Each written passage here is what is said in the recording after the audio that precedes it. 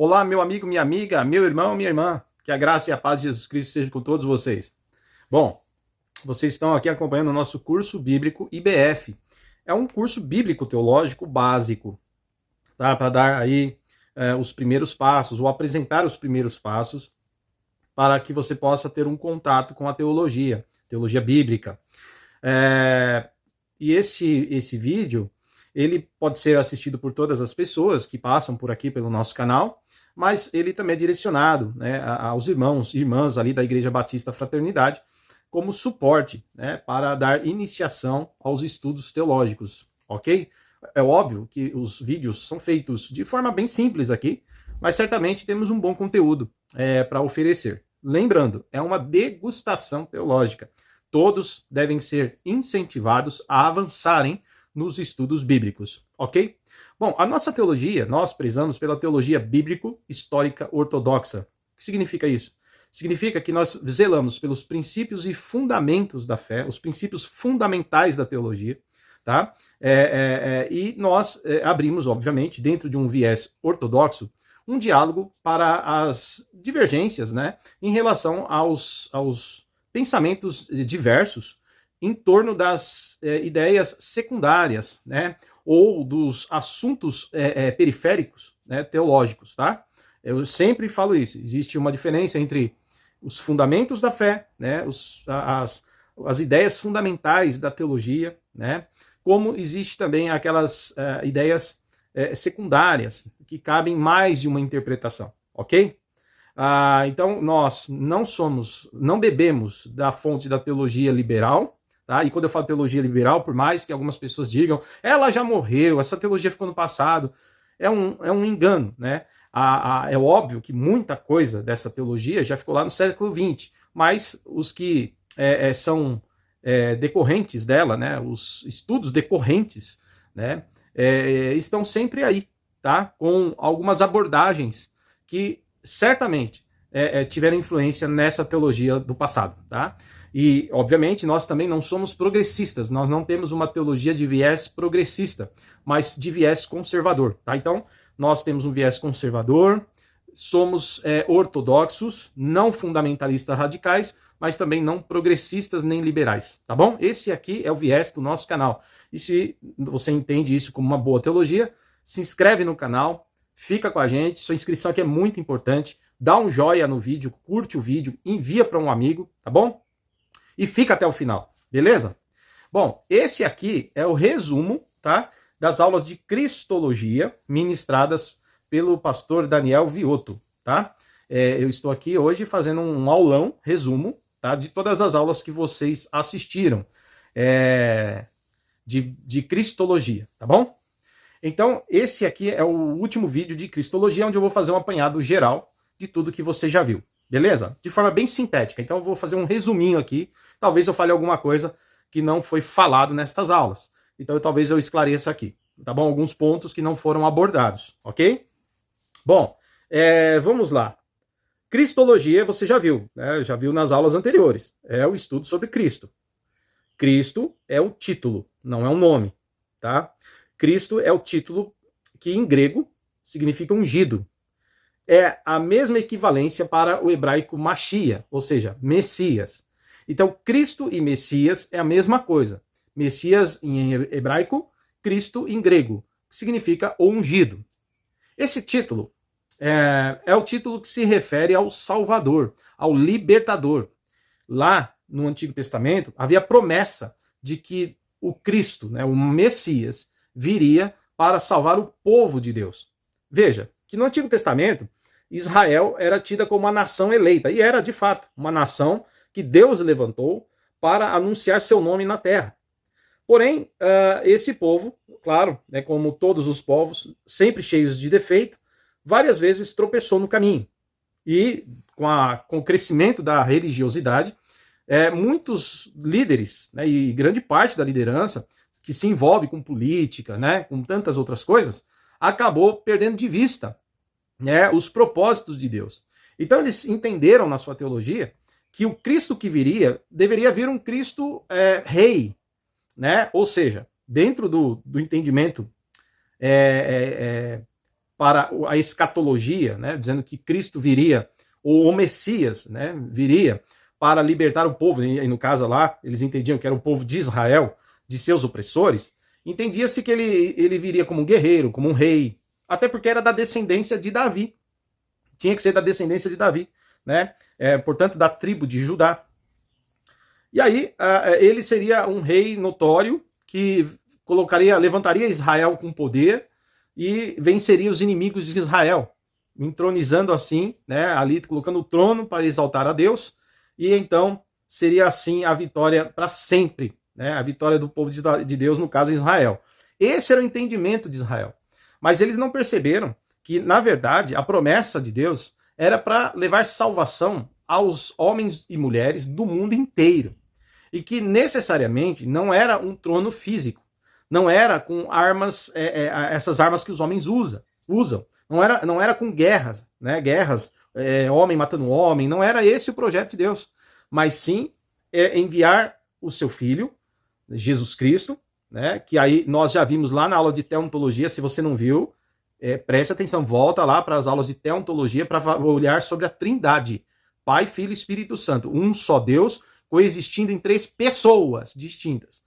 Tá? Então a segunda pessoa da Santíssima Trindade tornou-se carne, encarnou, né, vindo aí por obra do Espírito Santo, nascer da Virgem Maria, que Maria era uma virgem, certo? E como homem veio ao mundo para o quê? Libertar o povo dos seus pecados e garantir ao povo o reino dos céus, o reino de Deus, tá? É interessante que Jesus, quando ele vai preso, né, e ele está sendo interrogado por Pilatos, que era romano, ele vai dizer: o meu reino não é deste mundo, né?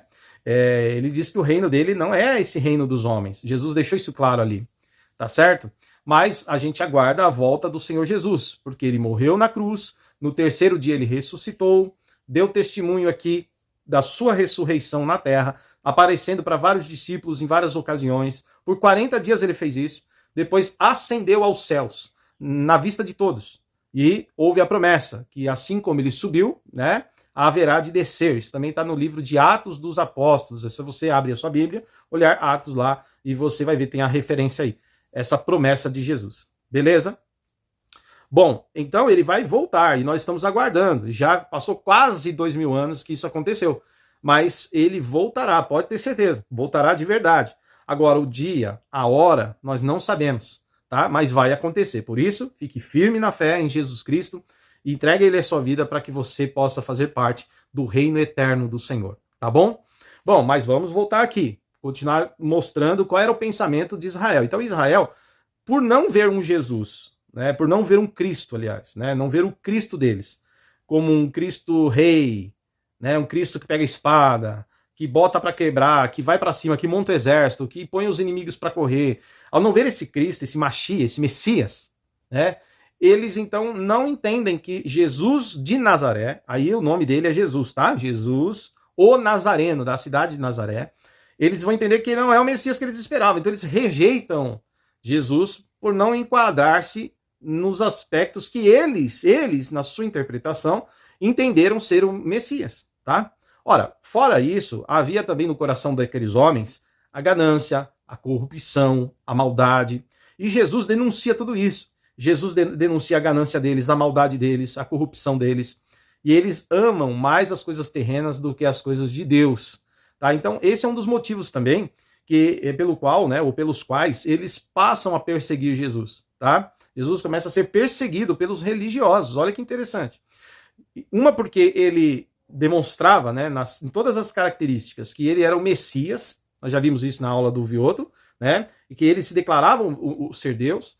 E ao mesmo tempo, isso para eles era uma blasfêmia, tá? Até hoje o judeu não aceita esse entendimento teológico sobre Jesus de Nazaré. Os não convertidos, né, não entendem que Jesus é Deus. E ele, então, ele é perseguido pelos religiosos, levado até as autoridades romanas, e ali, então, Jesus é levado à cruz, tá? Então, ele é perseguido, odiado e preso, crucificado.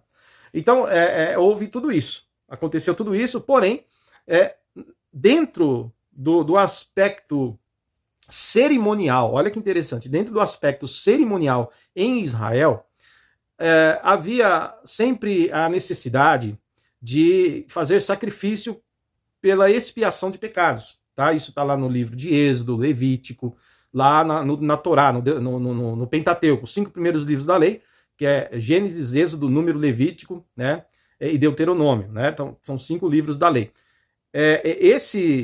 Principalmente se você lê Êxodo e Levítico, né, se você lê Deuteronômio também, você vai encontrar várias ordenanças, né, que são importantes para o povo naquele período histórico, dentro da validade da lei de Moisés. Tá? Enquanto a lei de Moisés estava em vigência, a aliança de Deus por meio da lei, né, com o seu povo, Israel, havia cerimônias de expiação de pecados, onde a pessoa levava uma oferta, normalmente era um animal, né? Os mais ricos ou os que tinham boas condições levavam animais grandes, os que tinham pouca condição levavam animais mais modestos, pequenos, para serem sacrificados. O animal tinha que ser sem defeito, olha que interessante, ele tinha que ser sem defeito. Então o sacerdote examinava o animal e uma vez aprovado, aquele animal era recebido e era imolado, né? Seu sangue aspergido sobre o altar, né? E enfim, aquele sacrifício, o derramamento de sangue, de certa forma encobria, né, o pecado daquela pessoa que entregou o animal. Tá? Então era como se fosse a vida do animal em troca da vida do ser humano. Pode ser até estranho para nós hoje, né, que estamos na graça, no Novo Testamento, mas era assim que Deus estabeleceu a sua aliança e sua lei para com o seu povo Israel lá no Antigo Testamento.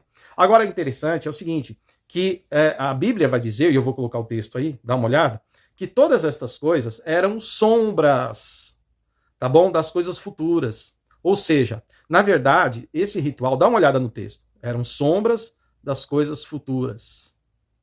Certo?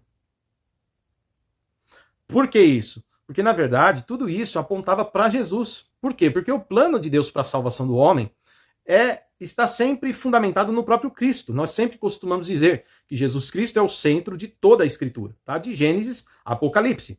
Não é à toa que Jesus disse lá em Apocalipse, ele afirma, eu sou o alfa e o ômega, o princípio e o fim. Ou seja, nele, né, estão convertidas todas as coisas, certo?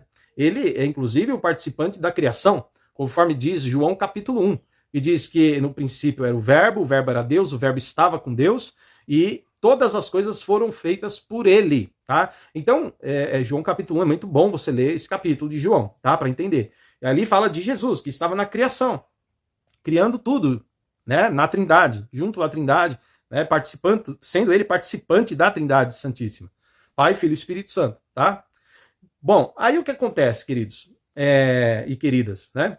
Que a gente vai ver então que nessa questão de ser sombra, o texto vai dizer que o Jesus é o Cordeiro de Deus que foi imolado, sacrificado antes da fundação do mundo. Olha o texto que diz aí.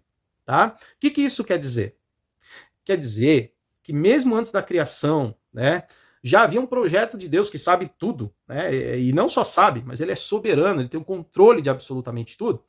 Já havia um plano de salvação nas mãos de Deus para resgatar o homem dos pecados que haveria de cometer. E qual que é esse plano? Esse plano sempre foi Jesus. Porque ao cair em desgraça, né, o Gênesis capítulo 3 vai mostrar a queda do homem. Né, o homem caiu no pecado ao se rebelar contra o Criador, expulso do Éden, perdeu ali aquela amizade profunda que tinha com o Criador, se afastando totalmente de Deus. Jesus, ele vem para o resgate, né, ele vem para reconciliar o mundo com Deus. Ele vem buscar os perdidos, reconciliar o mundo com Deus, né? Conforme diz esse texto, você analisa esse texto bíblico, eu estou pondo a referência, vai dizer que Deus estava reconciliando o mundo consigo em Jesus Cristo, tá? Nesse texto aí. Então, Jesus, ele vem para reconciliar, ele vem para chamar os homens ao arrependimento dos seus pecados e encontrar nele, em Jesus, a salvação para ir até Deus. João 14,6, está aí a referência. Jesus vai dizer, eu sou o caminho, a verdade e a vida. Ninguém pode estar com o Pai ou ir ao Pai, ir a Deus, se não for por meio de mim, se não for por mim, tá? Então Jesus é o único meio que leva o homem a Deus, e sempre foi. Só que lá no Antigo Testamento ele ainda não havia se manifestado em carne. No Antigo Testamento Jesus ainda não tinha vindo, né, fazer a sua obra expiatória na cruz. Então Deus colocou métodos para que o homem pudesse se aproximar de Deus, temer a Deus, entender o seu pecado de forma pedagógica, colocando cerimoniais de sacrifício. Então Deus permitiu que os homens trouxessem animais, e o animal então era sacrificado, imolado no lugar do pecador, tá? E era isso que apontava para aquilo que Jesus iria fazer, tá? Então quando você lê Hebreus, é muito importante, eu peço que vocês leiam a Epístola aos Hebreus, que fala profundamente dessa realidade. Quando ele fala que em todo tempo que Jesus ele é o sumo sacerdote, porque ninguém ofereceu Jesus, ele mesmo se ofereceu. No Antigo Testamento, os sacerdotes ofereciam um animal, mas o Novo Testamento mostra que Jesus, na função de sacerdote, ele mesmo se oferece em favor dos nossos pecados. Ele mesmo se doa, tá? Ele diz assim, ó, ninguém tira a minha vida, eu mesmo a dou, tá vendo? Então, ele mesmo se oferece. Então, o livro, a Epístola aos Hebreus, vai dizer que Jesus é o sacerdote perfeito, tá? E aí ele mesmo se oferece. Mas ele também é o próprio sacrifício. Olha que coisa tremenda. Ele é o próprio sacrifício. Por isso que vai dizer que estas coisas eram sombras, tá? Eram sombras que apontavam para Jesus. Então, no Antigo Testamento, o sacerdote que apresentava o animal era uma sombra do próprio Cristo que faria em favor de nós, né, a mediação entre nós e Deus.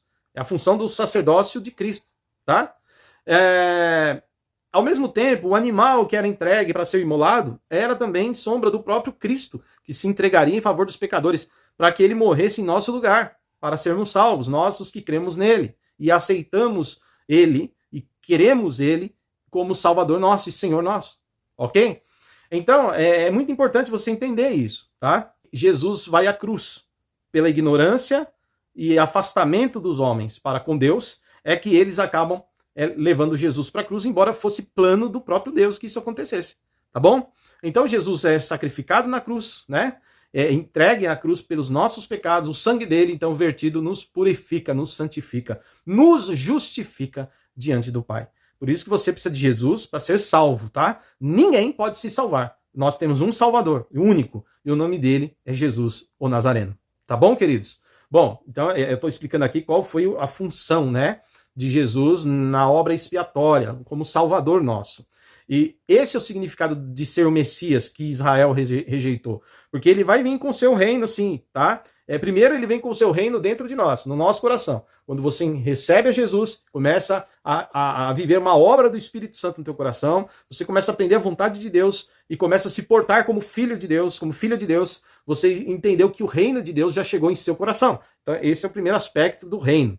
E depois tem o reino, no sentido literal, que Jesus inaugurará quando vier na sua segunda vinda, tá? Na sua volta, no seu retorno, para, então, julgar as nações, né? Virá como um juiz, né? Julgará as nações, colocará os inimigos por terra, e aí sim, queridos, os salvos estarão com ele para sempre, né? Reinando com Cristo, beleza? Então essa é a questão do reino aí para nós cristãos no Novo Testamento. E por isso que nós entendemos que ele sempre foi o Cristo, o Mashiach, o Messias, que Israel rejeitou. Tá? Lembrando que existem outros aspectos que apontam que Jesus é o Messias. Nas aulas do pastor Vioto, ele mostrou aí profecias que falavam de Jesus. Ele mostrou, em determinadas aulas, textos que falavam, né, textos antigos, de Isaías, 700 anos antes de Cristo vir, né, Amós, né, e outros textos de outros profetas, 500 anos antes de Jesus vir, né, 600 anos antes de Jesus vir, profetas que falaram dele, né? O próprio Daniel falou do Messias também. Então, já falavam, né? Os profetas já falavam da vinda desse Messias, né? Então, já foi falado nas aulas anteriores, tá? Só estou reforçando aqui. Ele cumpre todas as profecias. Jesus, ele se enquadra em cada profecia que saiu da boca dos profetas. Então, nele se cumpre toda a justiça de Deus. Toda a promessa de Deus é cumprida em Jesus Cristo. Ok? Ele não tinha defeito, era perfeito, assim como os animais eram examinados no templo para serem sacrificados, assim Jesus também não teve defeito algum, homem perfeito, tá certo? Bom, então o primeiro ponto estabelecemos aqui a questão do Messias, no Antigo e Novo Testamento, o entendimento. colocamos aqui o trabalho que Jesus fez, sua obra expiatória, cumprindo a lei, né, e as promessas encontradas em toda a Escritura, principalmente nos profetas. Ele cumpre tudo isso e assim ele mostra que as coisas do Antigo Testamento eram sombras que apontavam para ele, Jesus, o nosso Salvador. Ficou claro? Beleza. Bom, aí a gente vai ver então que tem uma palavrinha na teologia que nós chamamos de união hipostática. União hipostática, já vimos nas aulas, é essa coisa da natureza de Jesus. Plenamente homem, plenamente Deus. Ele é totalmente homem, porque em semelhança de homem, nasceu da Virgem Maria, por obra do Espírito Santo. Certo? Então, em semelhança de homem. Encarnou mesmo. Se tornou homem. E aí o que acontece? Ao mesmo tempo, ele não foi gerado por outro, né? Não teve a participação de um homem, como a natureza diz que tem que ser. O homem se une a uma mulher e pode nascer um filho. Não. A Virgem Maria recebeu o poder do Espírito Santo e no útero dela foi gerado o divino, o Cristo, o Salvador, né? Deus. E aí é um mistério tremendo isso, mas para Deus nada é impossível, tá? Essa é a nossa fé. E ele nasceu como homem, porém sendo Deus. E aí está a união hipostática. Jesus é plenamente homem, plenamente Deus. Jesus, quando é criancinha, está no colo da Virgem Maria, ele é Deus, queridos, e é homem. Jesus, quando está comendo, está se alimentando, ele é Deus e é homem. Jesus, ele quando está dormindo no barquinho, ele é Deus, mas ele é homem. E aí eu quero te dizer, quando Jesus vai para a cruz, querido, ele também é Deus e é homem. Tá bom? Então nunca se separam. No início da igreja, várias discussões teológicas e filosóficas aconteceram para discutir essa questão sobre Cristo. Inclusive, nas aulas do Vioto, se você prestar atenção, em alguns dos momentos ele vai dizer que alguns até pensavam em Jesus como uma espécie de herói grego, sabe? Não que Jesus era judeu, mas até pensando do ponto de vista helenista, que a cultura grega estava muito forte, né? Desde Alexandre o Grande, que disseminou a cultura helenística, que foi usada, né, pelo Império Romano, que estava dominando nos tempos de Jesus. O grego, ele era muito forte, o pensamento filosófico grego, ele era muito forte na vida das pessoas. Mesmo entre os judeus, que eram mais fechados, mais resistentes a isso, a cultura helenística, ela acabou batendo nas portas, né? Era impossível não ter contato com isso, tá? Tanto que é tão forte essa questão do helenismo, que o Novo Testamento foi escrito em grego, isso mesmo, grego koiné, tá? Nós já vimos isso em bibliologia, nas primeiras aulas de bibliologia aqui do canal, tá? Bom, aí o que acontece, pessoal? Nesse aspecto, nas aulas do Vioto, nós vimos ele falar em alguns momentos da aula, que alguns achavam que Jesus poderia ser uma espécie de mistura, né? De um Deus com um ser humano, né? Como se Deus tivesse visitado a Virgem Maria e nascesse um herói, que era um semideus. Então alguns chegaram a pensar em Jesus na discussão cristológica da igreja, século II, século III, século IV, houveram muitas discussões sobre a natureza de Jesus. E uma delas era essa, que ele era um semideus. Assim como muitos semideuses apareceram na história da Grécia, ou entre os nórdicos, né? E às vezes uma mistura, ou uma espécie de herói, né? Que era uma mistura de um deus, né, com um ser humano, né? Um deus teve relações íntimas com uma mulher, um ser humano, e ali nasceu um híbrido, né? Um semideus, um herói, enfim. E aí, queridos, não é assim, tá? Isso aí foi uma ideia que foi condenada pela igreja, tá? Jesus é plenamente Deus, plenamente homem, 100% homem, 100% Deus, tá? Dentro da união hipostática, ok? Bom, outra corrente que surgiu nas discussões cristológicas, nas correntes gnósticas, se Jesus se a natureza de Jesus poderia ser separada, e alguns separavam. Por exemplo, quando Jesus faz um milagre, é o Deus se manifestando. Quando Jesus vai para a cruz, é só o homem, né? Não é Deus ali é só o homem. Isso aí foi condenado como heresia pela igreja, porque as naturezas de Jesus não se separam. Não se separam, ok? Então fique claro esse entendimento aí sobre o nosso Senhor. União hipostática significa a união das naturezas de Jesus, humana e divina. E é por conta disso, lá em Daniel, capítulo 7, lá no Antigo Testamento, versículo 13, Daniel 7,13, vai falar do título Filho do Homem, né? E você vai ver o próprio Jesus utilizando esse nome, o Filho do Homem, para si mesmo. Algumas vezes ele diz, quando vier o Filho do Homem, veio o Filho do Homem, aqui está com vocês o Filho do Homem. Você vai encontrar essa expressão várias vezes, e o próprio Jesus usando no Novo Testamento, e fazendo muitas vezes referência ao próprio texto de Daniel 7,13, onde ele vai dizer que o que significa o Filho do Homem? Né? Que título é esse? Quer dizer que Jesus, ele ali reforça que ele viria como em semelhança de homem. Tá? O plano de Deus de salvação para o homem é a manifestação de Deus como homem. Tá? Jesus Cristo, homem. Então, o Filho do Homem expressa essa natureza de Jesus, né? 100% humano. Ao mesmo tempo, algumas vezes Jesus usa o termo Filho de Deus. Tem hora que ele fala de si mesmo como filho do homem, e tem hora que ele fala de si mesmo como o Filho de Deus. Né? Então, ou as pessoas olham para ele e dizem, esse é o Filho de Deus. O que significa isso? Bom, é verdade que Filho de Deus, o Filho de Deus, lá no Antigo Testamento, muitas vezes falamos de anjos como filhos de Deus, né? O livro de Jó mesmo vai falar que os filhos de Deus apareceram, né? O Gênesis, né, vai falar também dos filhos de Deus, né? E as filhas dos homens. Às vezes se refere a anjos, tá? Anjos celestiais. Muitas vezes são chamados de filhos de Deus, em alguns textos bíblicos. Outras vezes, esse termo filhos de Deus tem a ver com aqueles que realmente se portam como obedientes ao Deus poderoso, né? Tendo ele como pai celestial. Então são chamados de filhos de Deus. Aliás, até o Novo Testamento vai dizer que eu e você fomos feitos filhos de Deus, fomos chamados de filhos de Deus. Evangelho de João, capítulo 1, vai dizer isso, que todos aqueles que aceitaram Jesus Cristo também tiveram o direito de serem chamados filhos de Deus, serem feitos filhos de Deus. Tá? Então a expressão de alguém que teme a Deus, anda nos caminhos de Deus e vivem como filhos obedientes a um pai, tá? No caso, Deus. Porém, esse título especificamente, em alguns momentos ele aparece só falando de alguém que tem a natureza divina, tá? Natureza divina. No caso de Jesus, o Filho de Deus. Algumas vezes essa expressão é colocada ali para Jesus, tá? Como sendo realmente aquele que tem a natureza divina, tá? Gerado por Deus. Aliás, é isso que diz, né, a palavra de Deus, quando Jesus, quando João, né, ele vai falar da missão de Jesus, e ele vai dizer em João 3,16, capítulo 3, versículo 16, João diz, porque Deus amou o mundo de tal maneira que enviou o seu filho unigênito, tá? Unigênito. Não é único filho. A tradução aí certa é unigênito. O que significa? Gerado e não criado.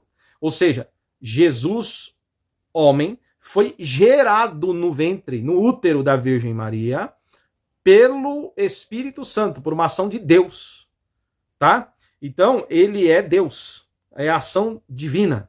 Portanto, nesse aspecto, ele é filho unigênito, único gerado.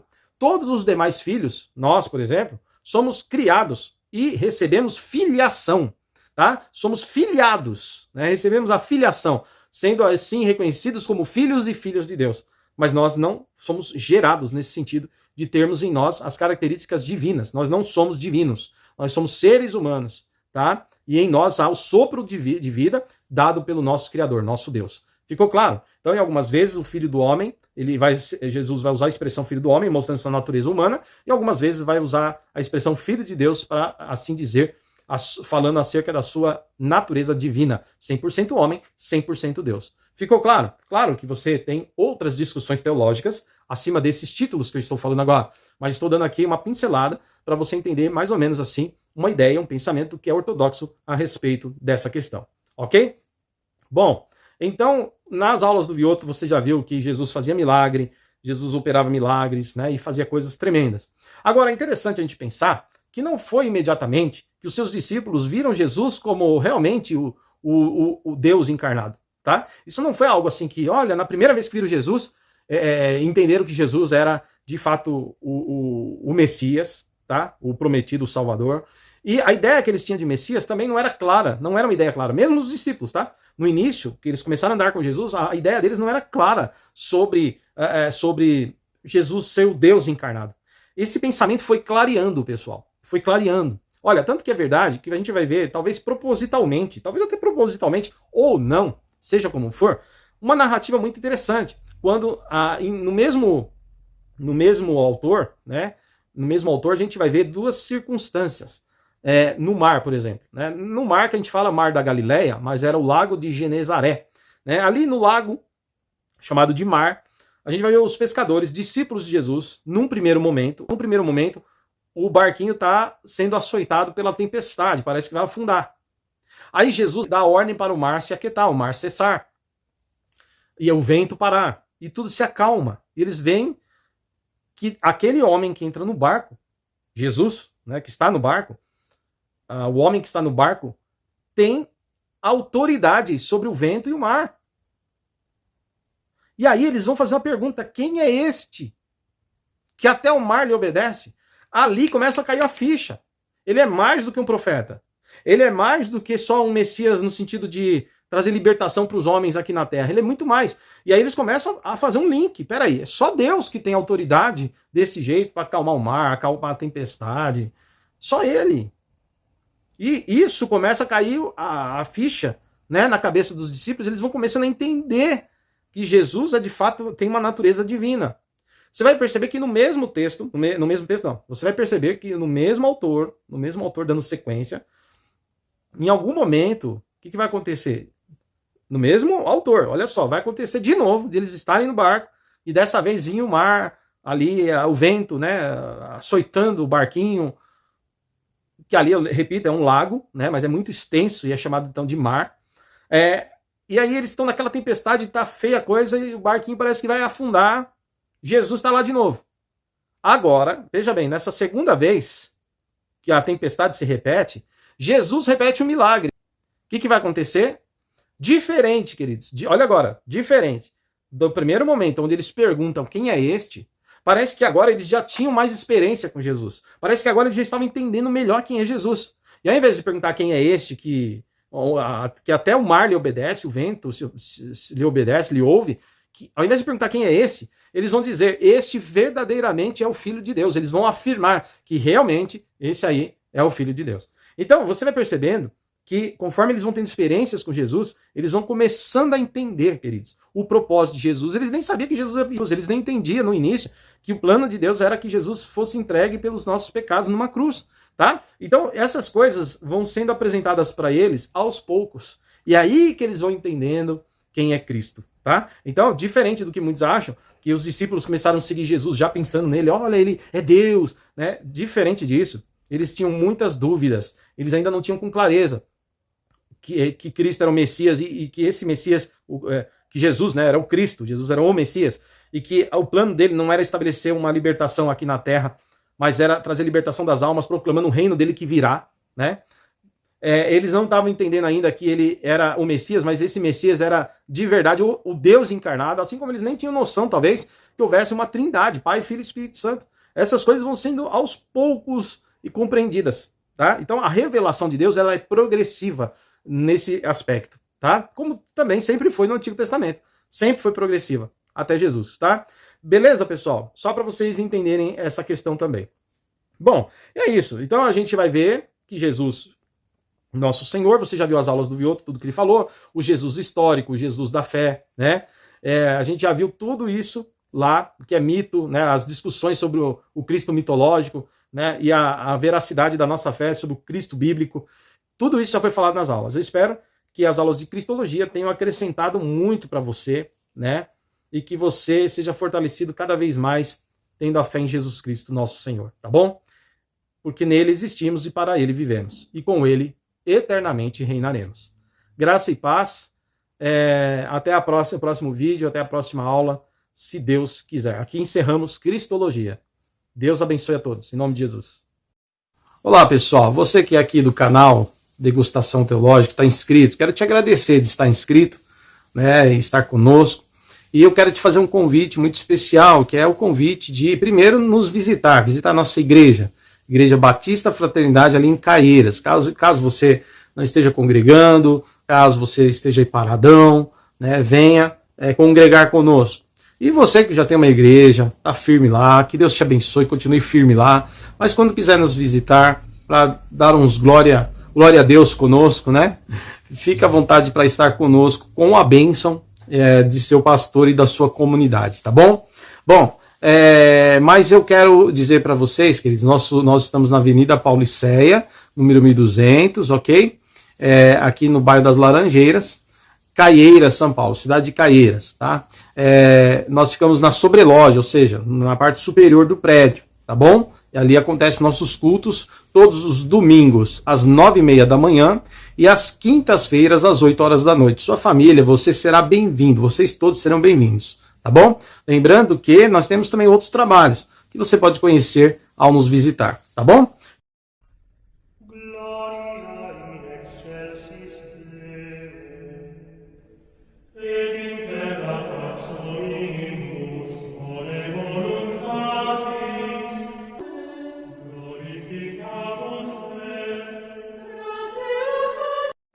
Tá, esse número é o CNPJ da nossa igreja. E também, queridos, você pode fazer transferência bancária, que é aí, estou colocando do lado aí também os detalhes da nossa conta Bradesco aí, para você fazer transferência, se assim você preferir, ok? Bom, pessoal, desde já agradeço muito pela contribuição e carinho e generosidade de todos, tá bom? Abraço forte, Deus os abençoe.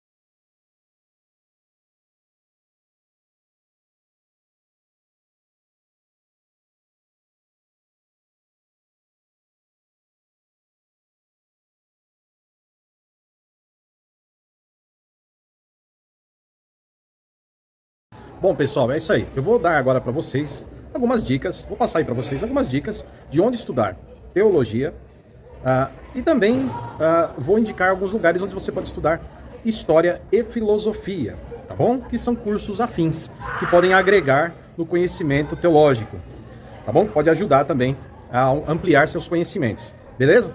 São ciências humanas. Então eu vou indicar alguns lugares que pode ser bacana você estudar. Além dos cursos de graduação, pós-graduação reconhecidos pelo MEC, eu vou deixar aí também as indicações para alguns lugares onde oferecem cursos livres de nível ministerial, não reconhecidos pelo MEC. Então vou pôr os reconhecidos pelo MEC e os livres não reconhecidos pelo MEC, tá bom? Fica aí na sequência.